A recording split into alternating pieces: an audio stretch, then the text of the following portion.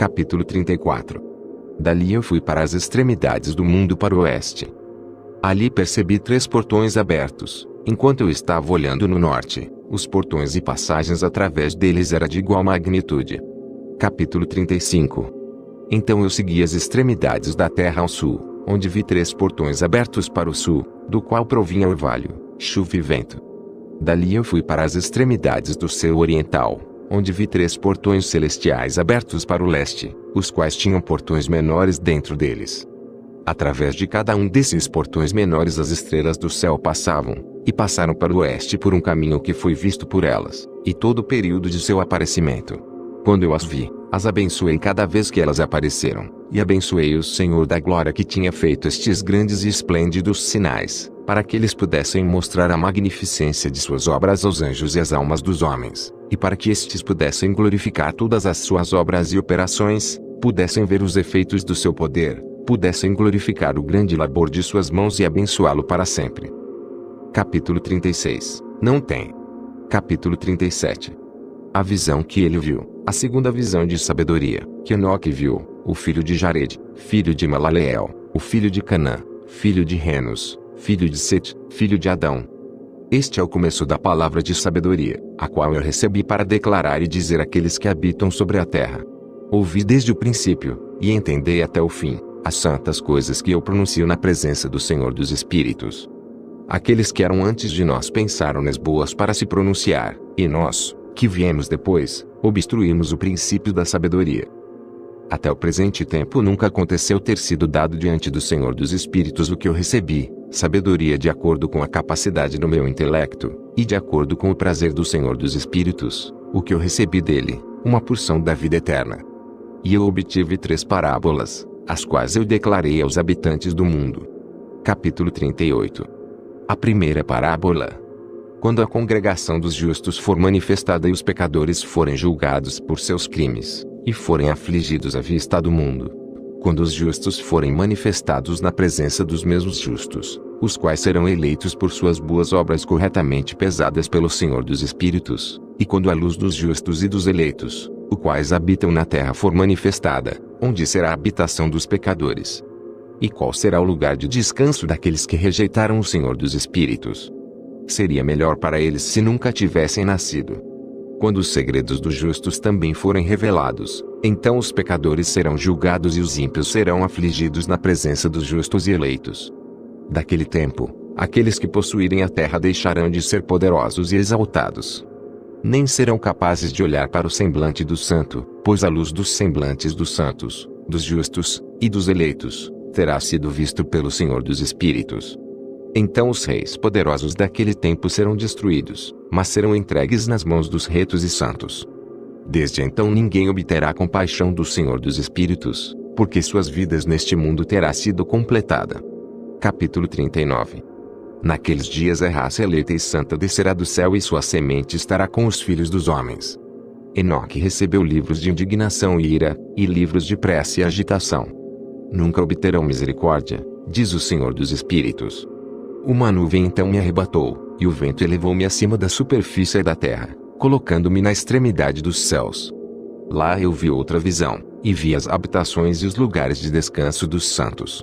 Meus olhos viram suas habitações com os anjos, e seus lugares de descanso com os santos. Eles estavam entrando, suplicando e orando pelos filhos dos homens, enquanto a justiça fluía como a água diante deles, e a misericórdia se espalhava sobre a terra como um orvalho. E assim será para com eles para sempre e sempre. Naquele tempo os meus olhos viram a habitação do eleito, da verdade, fé e retidão. Sem contas será o número dos santos e eleitos na presença de Deus para sempre e sempre. Sua residência eu vi sob as asas do Senhor dos Espíritos. Todos os santos e eleitos cantavam diante dele, com aparência semelhante à chama de fogo. Suas bocas estavam cheias de bênçãos e seus lábios glorificavam o nome do Senhor dos Espíritos. E retidão incessantemente habitava diante dele. Eu quis permanecer ali, e minha alma desejou aquela habitação. Ali estava minha antecedente herança, pois deste modo eu prevaleci diante do Senhor dos Espíritos. Neste momento eu glorifiquei e exaltei o nome do Senhor dos Espíritos com louvor e exaltação, pois ele o tem estabelecido com bênção e com exaltação, de acordo com a sua própria boa vontade. meus olhos contemplaram aquele espaçoso lugar. Eu o bendisse e falei: abençoado seja, abençoado desde o princípio e para sempre. No princípio, antes que o mundo fosse criado, e sem fim a seu conhecimento. Qual é este mundo? De toda geração existente, eles abençoarão aquele que não dorme espiritualmente, mas permanece diante da tua glória, abençoando, glorificando, exaltando-te, e dizendo: Santo, Santo, o Senhor dos Espíritos encheu o mundo todo de espíritos.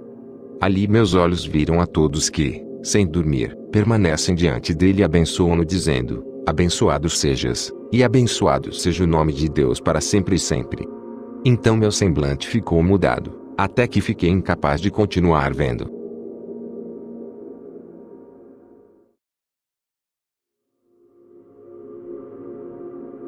Capítulo 40.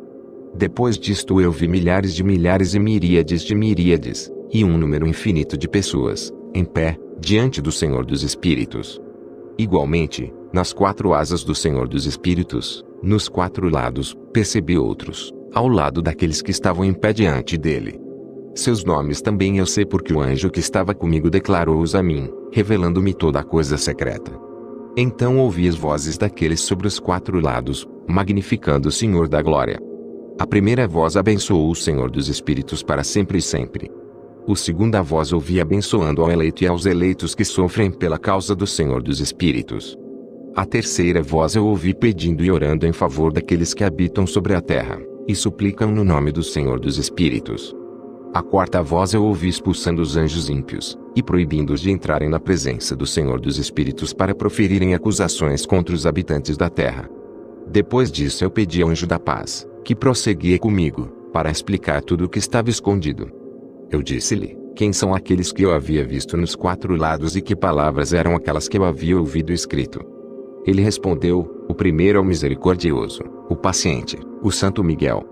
O segundo é aquele que preside sobre todo o sofrimento e toda a aflição dos filhos dos homens, o Santo Rafael.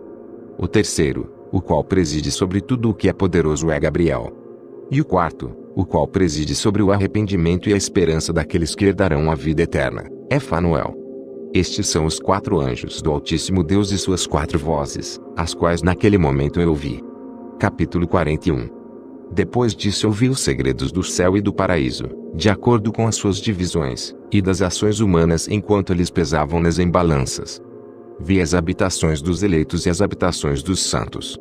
E ali meus olhos viram todos os pecadores que haviam negado o Senhor da Glória e como eles foram expelidos dali, e arrastados para fora, como eles estiveram ali, nenhuma punição procedeu contra eles vinda do Senhor dos Espíritos.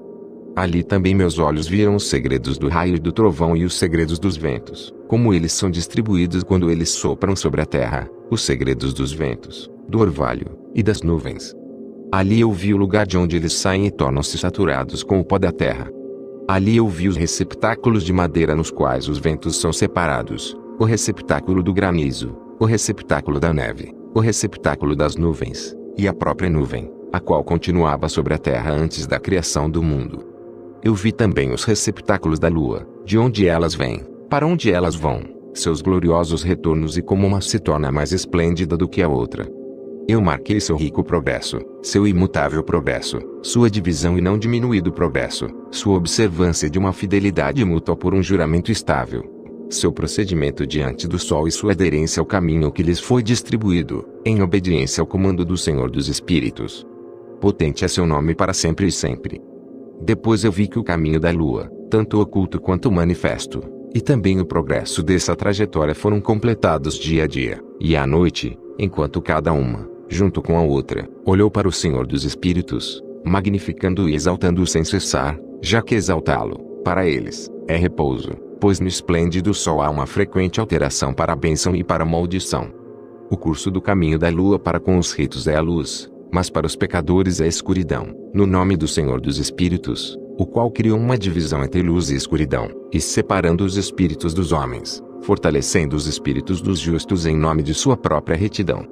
O anjo não previne isto, nem é ele dotado de poder para preveni-lo, pois o juiz vê a todos, e julga-os a todos na própria presença deles. Capítulo 42. A sabedoria não encontrou um lugar na terra onde pudesse habitar, sua habitação, portanto está no céu. A sabedoria saiu para habitar entre os filhos dos homens, mas ela não obteve habitação. A sabedoria retornou ao seu lugar e assentou-se no meio dos anjos.